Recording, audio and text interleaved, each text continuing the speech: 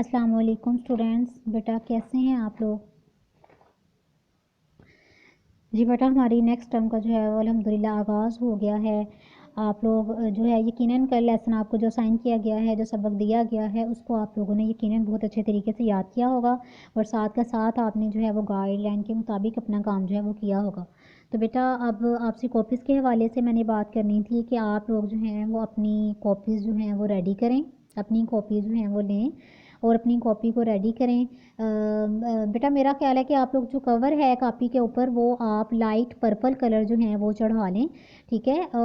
بہت خوبصورت کلر ہے، اور دوسری بات یہ شاید آپ کو کسی اور نے بھی اسائن کر دیا ہو تو کوئی بات نہیں بیٹا، پھر بھی کوئی مسئلہ نہیں، آپ جو ہے وہ ایک کور دوسری کاپی پہ بھی چڑھا سکتے ہیں، کوئی اس میں اتنی پرابلم نہیں ہے۔ تو آپ لائٹ پرپل جو کلر ہے وہ اپنی آئی ایس کی کاپیز پہ چڑھائیں گے، اور اپنی کاپیز کو جو ہے وہ آپ ریڈی کریں، اور اپنا ٹائٹل پیج جو ہے وہ بہت خوش خطی سے بہت اچھے انداز میں آپ جو ہے وہ بنائیں، اپنا نام لکھیں اور باقی جو پر معلومات لکھنے والی ہوتی ہیں وہ لکھیں،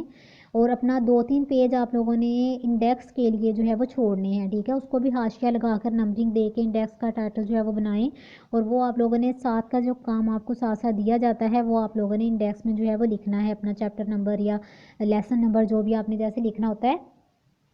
تو وہ آپ ساتھ ساتھ لکھیں۔ تو پھر اپنا آپ کو جو ریٹن کام اسائن کیا جاتا ہے وہ آپ حاشیہ لگا کر بہت خوبصورت انداز میں آگے لکھنا شروع کریں، اپنی ڈیٹ جو ہے وہ آپ نے مینشن کرنی ہے، جو لیسن کا جو عنوان ہے وہ آپ لوگوں نے لکھنا ہے، اپنا ڈیٹ اور ڈے جو ہے وہ مینشن کریں، اور ڈیلی کا ڈیلی آپ جو ہے وہ اپنا کام ساتھ میں جو آپ کو دیا جا رہا ہے وہ ساتھ ساتھ اپنا آپ کریں گے، ٹھیک ہے؟ تو بیٹا ہم اخلاق و آداب میں ہم نے طہارت و پاکیزگی جو ہے یہ والا لیسن ہم نے کل شروع کیا تھا۔ تو کل ہم نے بیٹا طہارت و پاکیزگی اس کے حوالے سے ہم نے پڑھنا شروع کیا تھا، اس کا مفہوم کہ طہارت و پاکیزگی جو ہے وہ کسے کہتے ہیں، اس کا مفہوم کیا ہے، اس کا مطلب کیا ہے۔ تو کل ہم نے اس کے بارے میں پڑھا تھا کہ یہ ایک عربی زبان کا لفظ ہے، عربی زبان میں پاکیزگی کو طہارت کہتے ہیں، تو اس کا مطلب صرف صفائی ہی نہیں بلکہ اندرونی طور پر اور بیرونی طور پر انسان کا جسم، اس کا کپڑے، گھر بار، ہر وہ چیز جو انسان کے انڈر آتی ہے جس کے ساتھ وہ ریلیٹیو ہوتا ہے، ہر اس چیز کو پاک صاف رکھنا، اپنے ارد گرد کے ماحول کو جہاں پر وہ رہ رہا ہے ہر چیز کو پاک صاف رکھنا جو ہے اسلام میں اس کا واضح طور پر جو ہے وہ حکم دیا گیا ہے، اور کسی بھی مذہب نے طہارت اور یا پاکیزگی کے بارے میں اتنا زور نہیں دیا، یا کسی بھی اور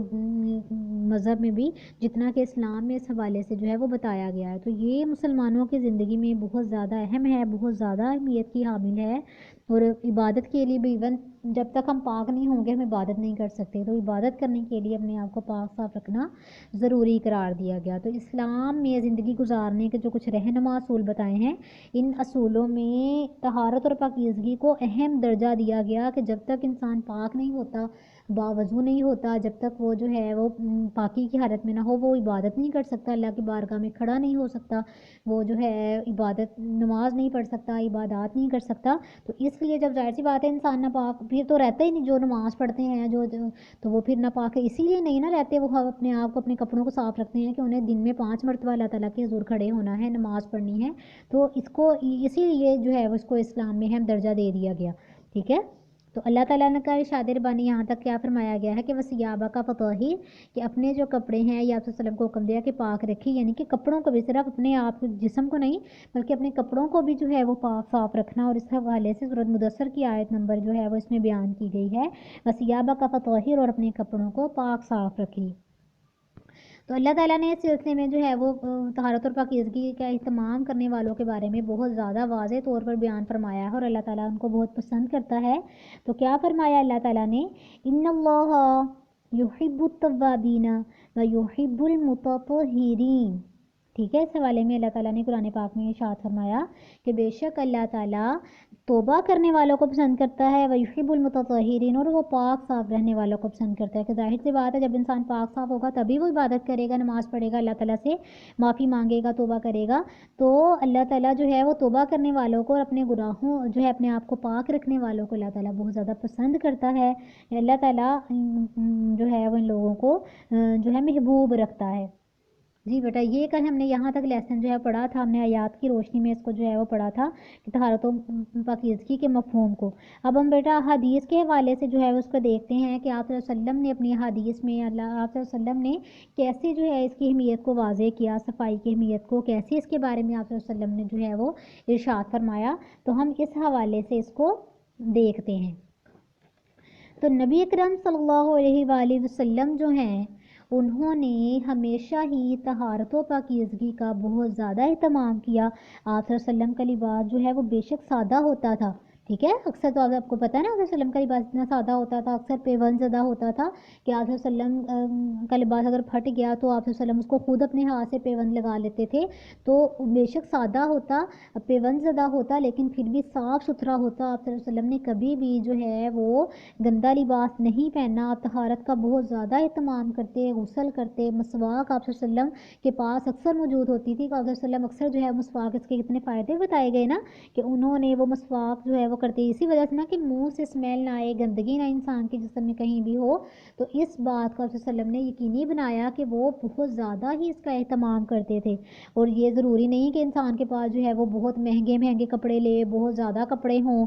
تھوڑے کپڑے بھی ہوں، بہت زیادہ مہنگے بھی نہ ہوں، لیکن ان کو صاف ستھرا رکھنا اور صاف ستھرا لباس پہننا، اس پر آپ صلی اللہ علیہ وسلم نے بہت زیادہ جو ہے وہ واضح طور پر لوگوں کو اس کی طرف بلایا ہے اور اس کی لوگوں کو دعوت دی ہے کہ اپنے آپ کو، تو یہ اس میں ایک واقعہ بھی بہت مشہور ہے کہ آپ صلی اللہ علیہ وسلم جو ہے وہ بیٹھے تھے تو ایک صحابی جو ہے وہ باہر سے آئے،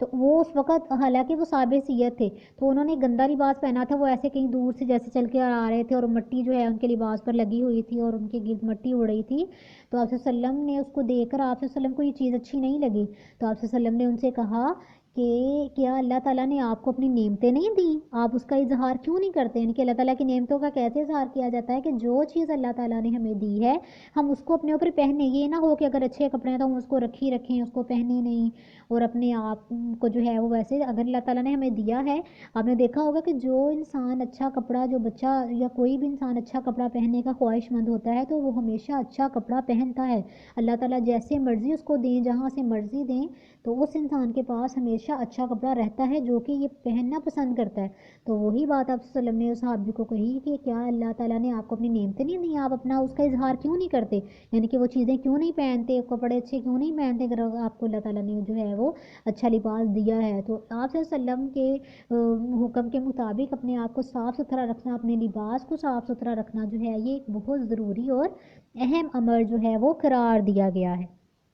تو وہی نا کہ بہت مہنگا نہ ہو لباس، ضروری نہیں بہت جو ہے زیادہ بھی تعداد میں لباس ہو، ضروری یہ ہے کہ ہم جو لباس پہن رہے ہیں وہ صاف ستھرا ہو، اس میں کوئی گندگی نہ ہو، کوئی غلاظت نہ لگی ہو، تو ہم صاف ستھرا لباس پہنے۔ تو نبی اکرم صلی اللہ علیہ وآلہ وسلم بھی جو ہے وہ طہارت کا بہت زیادہ اہتمام فرماتے تھے۔ آپ صلی اللہ علیہ وآلہ وسلم نے اپنی امت کو بھی طہارت کا اہتمام فرمانے کی تاکید کی کہ خود بھی اہتمام کرتے تھے، خود بھی ہمیشہ پاک صاف رہتے، پاک صاف کپڑے پہنتے، طہارت کا اہتمام کرتے، اور اپنی امت کو بھی، جو امت کے لوگ ہیں ان کو بھی اس بات کا حکم دیا، ان کو بھی کہا کہ ہمیشہ جو ہے وہ طہارت کا اہتمام کرے اور پاک صاف جو ہے وہ رہ کر زندگی گزارے، ہمیشہ جو ہے وہ باوضو رہنے کی کوشش کریں، پاک صاف کپڑے پہنے، یہاں تک کہ رسول اکرم صلی اللہ علیہ وآلہ وسلم نے طہارت کو یعنی کہ پاکی کو ایمان کا حصہ قرار دے دیا۔ رسول اللہ علیہ وسلم نے کہا کہ طہارت اتنی اہم ہے کہ اگر کوئی شخص ایمان والا ہے تو اس پر لازم ہے کہ وہ جو ہے وہ پاک صاف رہے، وہ طہارت جو ہے وہ اختیار کرے۔ تو آپ صلی اللہ علیہ وسلم نے طہارت کو ایمان کا حصہ قرار دے دیا، تو آپ صلی اللہ علیہ وسلم نے اس کے بارے میں کیا ارشاد فرمایا، یہ حدیث ہے نا، الطہور شطر الایمان، الطہور کہتے ہیں پاکی کو، طہارت کو، شطر کہتے ہیں حصہ، اور ایمان ایمان کا کہ جو پاکیزگی ہے یا پاکی ہے یا صفائی نصف ایمان ہے، یا پاکیزگی یا صفائی ایمان کا حصہ ہے، یعنی کہ جو شخص ایمان والا ہے وہ پاکی بھی اختیار کرتا ہے۔ گویا دین اسلام کی بنیاد ہی پاکیزگی اور طہارت ہے، کہ دین اسلام جو ہے اس کی بنیاد جو ہے وہ پاکیزگی اور طہارت کو ہی قرار دیا گیا کہ دین اسلام کی بنیاد، ان کی بنیادی رکن جو ہے وہ بنیادی اہمیت اس کو دی گئی، بنیاد اس کو بنایا گیا کہ دین جو ہے دین اسلام اس کی بنیاد ہی پاکیزگی اور طہارت کر کے سب سے پہلے اسی لیے نا کہ جب نماز پڑھنے کے لیے یا قرآن پڑھنے کے لیے عبادت کرنے کے لیے ہمیں پاک ہونا ضروری ہے. جب تک ہم پاک نہیں ہو سکتے ہم دین کا کوئی بھی اہم کام جو ہے وہ نہیں کر سکتے. نماز نہیں پڑھ سکتے, ہم جو ہے وہ کسی سے مل نہیں سکتے, ہم جو ہے وہ پاکی کی حالت ناپاکی کی حالت میں جو ہے وہ اللہ کے حضور نہیں کھڑے ہو سکتے, جو ہے کچھ بھی ہم نہیں کر سکتے ایون. ٹھیک ہے, تو اسلام کی بنیاد ہی دین اسلام کی بنیاد ہی پاکی پر جو ہے وہ قرار دے دی گئی. جی بیٹا آج کا لیسن ہمارا اتنا ہی ہے, اس کو آپ لوگوں نے اتنا سبق یاد کرنا ہے. ہم طہارت و پاکیزگی کا مفہوم پڑھ رہے تھے کل, ہم نے اس کا لغوی اور اصطلاحی معنی پڑھا. پھر ہم نے قرآن کی روشنی میں کل اس کو پڑھا کہ قرآن کی روشنی میں طہارت جو ہے وہ کسے کہتے ہیں, کہ آپ صلی اللہ علیہ وسلم نے کیا فرمایا, اللہ تعالیٰ نے کیا فرمایا. یعنی کہ 2 سورۃ بقرہ کی اور سورۃ مدثر کی آیت ہم نے پڑھی اور اس کا ترجمہ پڑھا کہ یہ اللہ تعالیٰ نے پاکی کے حوالے سے ارشاد فرمایا. اور پھر ہم نے حدیث کی روشنی میں جو ہے وہ اس کو پڑھا کہ آپ صلی اللہ علیہ وسلم کیسے خود بھی ہمیشہ پاکی کا اہتمام کرتے اور ہمیشہ لوگوں کو بھی پاک صاف رہنے کی تاکید کرتے اور لوگوں کو پاکی اختیار کرنے کی تاکید فرماتے. یہاں تک کہ آپ صلی اللہ علیہ وسلم نے طہارت کو ہی ایمان کا حصہ قرار دے دیا. آپ نے اس کے بارے میں فرمایا الطہور شطر الایمان, کہ بے شک جو طہارت و پاکیزگی ہے وہ ایمان کا حصہ ہے. ٹھیک ہے, طہارت و پاکیزگی جو ہے وہ ایمان کا حصہ قرار دے دیا گیا کہ دین اسلام کی بنیاد ہی پاکیزگی اور طہارت پر ہے. یہاں تک بیٹا آپ لوگوں نے لیسن بہت اچھے طریقے سے یاد کرنا ہے, بہت اچھے طریقے سے آپ لوگوں نے اس کو پڑھنا ہے اور بہت ہی اچھی طرح اس کو آپ لوگوں نے یاد کرنا ہے. آج کا بیٹا آپ لوگوں کا لیسن جو ہے وہ اتنا ہی ہے. تو آپ نے بیٹا اس میں سے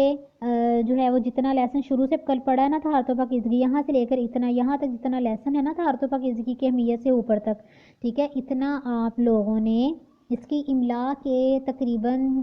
15 جو ورڈز ہیں 15 الفاظ آپ لوگوں نے املا کے لکھنے ہیں. اس میں سے 15 لفظ نکال کے آپ لوگوں نے املا ان کی نیٹ کاپیز پہ آپ لوگوں نے کرنی ہے. تو آپ نے ہیڈنگ دینی ہے طہارت و پاکیزگی کے اوپر املا بھی لکھنا ہے اور ان میں سے صرف 15 الفاظ, صرف پوری نہیں صرف الفاظ نکالنے ہیں املا کے, اور 15 الفاظ کی املا آپ لوگوں نے اپنی نیٹ کاپیز پہ لکھنی ہے.